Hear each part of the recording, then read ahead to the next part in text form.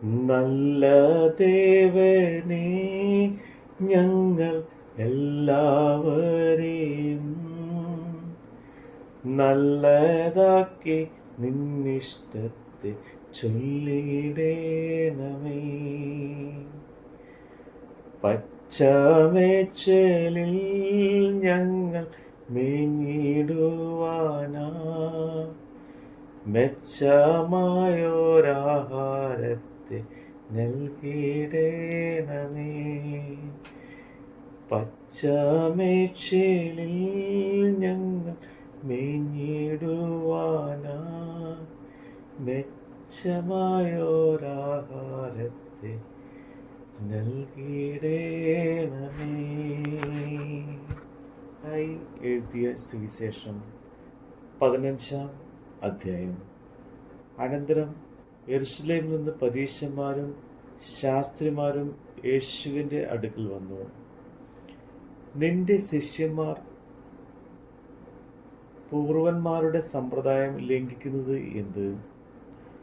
അവർ ഭക്ഷിക്കുമ്പോൾ കൈ കഴുകുന്നില്ലല്ലോ എന്ന് പറഞ്ഞു. അവൻ അവരോട് ഉത്തരം പറഞ്ഞത്, നിങ്ങളുടെ സമ്പ്രദായം കൊണ്ട് നിങ്ങൾ ദൈവകൽപ്പന ലംഘിക്കുന്നത് എന്ത്? അപ്പനെയും അമ്മയെയും ബഹുമാനിക്കുക എന്നും അപ്പനെയോ അമ്മയെയോ ദുഷിക്കുന്നവർ മരിക്കണമെന്നും ദൈവം കൽപ്പിച്ചുവല്ലോ. നിങ്ങളോ, ഒരുത്തൻ അപ്പനോട് എങ്കിലും അമ്മയോട് എങ്കിലും നിനക്ക് എന്നാൽ ഉപകാരമായി വരേണ്ടത് വഴിപാട് എന്ന് പറഞ്ഞാൽ അവൻ അപ്പനെ ബഹുമാനിക്കേണ്ട എന്ന് പറയുന്നു. ഇങ്ങനെ നിങ്ങളുടെ സമ്പ്രദായത്താൽ നിങ്ങൾ ദൈവവചനത്തെ ദുർബലമാക്കിയിരിക്കുന്നു.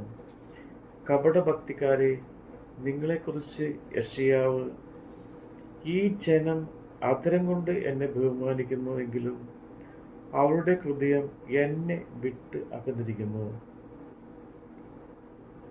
മാനുഷിക കൽപ്പനകളായ ഉപദേശങ്ങളെ അവർ പഠിപ്പിക്കുന്നതുകൊണ്ട് എന്നെ വ്യർത്ഥമായി ഭജിക്കുന്നു എന്നിങ്ങനെ യെശയ്യാവ് പ്രവചിച്ചത് ഒത്തിരിക്കുന്നു.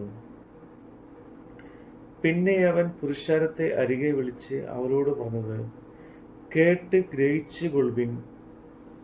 മനുഷ്യന് അശുദ്ധി വരുത്തുന്നത് വായ്ക്കകത്ത് ചെല്ലുന്നത് അല്ല, വായിൽ നിന്ന് പുറപ്പെടുന്നത് എത്രേ, അത് മനുഷ്യനെ അശുദ്ധമാക്കുന്നു. അപ്പോൾ ശിഷ്യന്മാർ അടുക്കൽ വന്ന്, പരീശന്മാർ ഈ വാക്ക് കേട്ട് ഇടറിപ്പോയി എന്ന് അറിയുന്നുവോ എന്ന് ചോദിച്ചു. അതിന് അവൻ, സ്വർഗസ്ഥനായ എൻ്റെ പിതാവ് നട്ടിട്ടല്ലാതെ തൈയൊക്കെയും വേരോടെ പറഞ്ഞു പോകും. അവരെ വിടുവിൻ, അവർ കുരുടന്മാരായ വഴികാട്ടികൾ എത്രേ. കുരുടന് വഴി നടത്തിയാൽ ഇരുവരും കുഴിയിൽ വീഴും എന്ന് ഉത്തരം പറഞ്ഞു. പത്രോസ് അവനോട്, ആ ഉപമ ഞങ്ങൾക്ക് തെളിയിച്ചു തരണം എന്ന് പറഞ്ഞു. അതിന് അവൻ പറഞ്ഞത്, നിങ്ങളും ഇന്ന് വരെ ബോധമില്ലാത്തവരോ? വായ്ക്കകത്ത് കടക്കുന്നത് എല്ലാം വയറ്റിൽ ചെന്നിട്ട് മറപ്പുറയിൽ പോകുന്നു എന്ന് ഗ്രഹിക്കുന്നില്ലയോ? വായിൽ നിന്ന് പുറപ്പെടുന്നതോ ഹൃദയത്തിൽ നിന്ന് വരുന്നു, അത് മനുഷ്യനെ അശുദ്ധമാക്കുന്നു. എങ്ങനെയെന്നാൽ ദുശ്ചിന്ത, കൊലപാതകം, വ്യഭിചാരം, പരസംഗം, മോക്ഷണം, കള്ളസാക്ഷ്യം, ഭൂഷണം എന്നിവ ഹൃദയത്തിൽ നിന്നും പുറപ്പെട്ടു വരുന്നു. മനുഷ്യനെ അശുദ്ധമാക്കുന്നത് ഇതത്രേ. കഴുകാതെ കൈകൊണ്ട് ഭക്ഷിക്കുന്നതോ മനുഷ്യനെ അശുദ്ധമാക്കുന്നില്ല. യേശു അവിടം വിട്ട് സോർ സീദോൻ എന്ന പ്രദേശത്തേക്ക് വാങ്ങിപ്പോയി. ആ ദേശത്ത് നിന്ന് ഒരു കനന്യ സ്ത്രീ വന്ന് അവനോട്, കർത്താവേ, ദാവീദ് പുത്ര, എന്നോട് കരുണ തോന്നണമേ, എൻ്റെ മകൾക്ക് ഭൂതോപദ്രവം കഠിനമായിരിക്കുന്നു എന്ന് നിലവിളിച്ച് പറഞ്ഞു. അവൻ അവളോട് ഒരു വാക്കും ഉത്തരം പറഞ്ഞില്ല. അവൻ്റെ ശിഷ്യന്മാർ അടുക്കെ വന്നു. അവൾ നമ്മുടെ പിന്നാലെ നിലവിളിച്ചുകൊണ്ട് വരുന്നു, അവളെ പറഞ്ഞയക്കണമേ എന്ന് അവനോട് അപേക്ഷിച്ചു.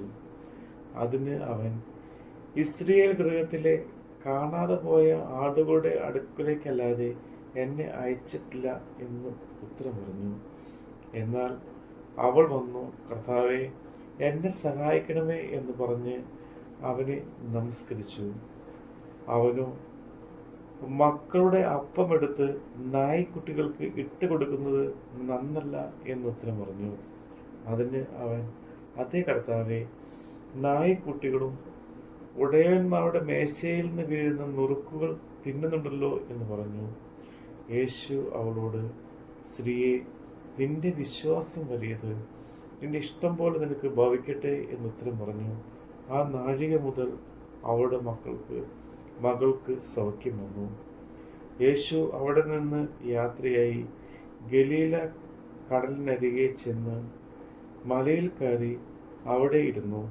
വളരെ പുരുഷാരം, മുടന്തർ, കുരുടർ, ഊമർ, കൂനർ മുതലായ പലരെയും അവൻ്റെ അടുക്കൽ കൊണ്ടുവന്ന് അവൻ്റെ കാൽക്കൽ വെച്ചു. അവൻ അവരെ സൗഖ്യമാക്കി. ഊമർ സംസാരിക്കുന്നതും കൂനർ സൗഖ്യമാക്കുന്നതും മുടന്തർ നടക്കുന്നതും ഊമർ സംസാരിക്കുന്നതും കുരുടർ കാണുന്നതും പുരുഷാരം കണ്ടിട്ട് ആശ്ചര്യപ്പെട്ടു. ഇസ്രായേലിൻ്റെ ദൈവത്തെ മഹത്വപ്പെടുത്തി. എന്നാൽ യേശു തൻ്റെ ശിഷ്യന്മാരെ അടുക്കെ വിളിച്ചു, ഈ പുരുഷാരം ഇപ്പോൾ 3 നാളായി എന്നോടുകൂടെ പാർക്കുന്നു. അവർക്ക് ഭക്ഷിപ്പാൻ ഒന്നുമില്ലായകൊണ്ട് അവരെക്കുറിച്ച് എനിക്ക് മനസ്സലിവ് തോന്നുന്നു. അവരെ പട്ടിണിയായി വിട്ടയപ്പാൻ മനസ്സുമില്ല. അവർ വഴിയിൽ വെച്ച് തളർന്നു പോയേക്കാം എന്ന് പറഞ്ഞു. ശിഷ്യന്മാർ അവനോട്, ഇത്ര വലിയ പുരുഷാരത്തിന് തൃപ്തി വരുത്തുവാൻ മതിയായ അപ്പം ഈ കാട്ടിൽ നമുക്ക് എവിടെ നിന്ന് എന്ന് പറഞ്ഞു. നിങ്ങളുടെ പക്കൽ എത്ര അപ്പമുണ്ട് എന്ന് യേശു ചോദിച്ചു.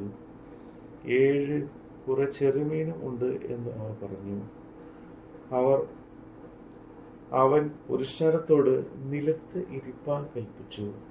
ആ 7 അപ്പവും മീനും എടുത്ത് വാഴ്ത്തി മുറുക്കി ശിഷ്യന്മാരുടെ പക്കലും ശിഷ്യന്മാർ പുരുഷാരത്തിനും കൊടുത്തു. എല്ലാവരും തിന്ന് തൃപ്തിയായി. ശേഷിച്ച കഷ്ണം അവർ 7 വട്ടി നിറച്ചെടുത്തു. തിന്നവരോ സ്ത്രീകളും പൈതങ്ങളും കൂടാതെ 4000 പുരുഷന്മാർ ആയിരുന്നു. പിന്നെ അവൻ പുരുഷാരത്തെ പറഞ്ഞയച്ചിട്ട് പടകിൽ കയറി മലമ്പ്രദേശത്തേക്ക് എത്തി. നമ്മുടെ കർത്താവ് യേശു മിശിഹായുടെ വചനമാണ് നമ്മൾ കേട്ടത്. മാമി ലോകയാത്രയിൽ സാധുവായിരുന്നു വഴി കാട്ടിയിടേണമേ. ഇമ്പമേറിയാനിൻ മുൻപുള്ള സ്വരം മുമ്പേ നടന്നു സദാ കേൾപ്പിക്കേണമേ. വേദവാക്യങ്ങൾ ഞങ്ങൾ കാതായമാവാ. വേദനാഥനെ നിന്റെ ജ്ഞാനം നൽകുക. വേദനാഥനെ നിന്റെ ജ്ഞാനം നൽകുക.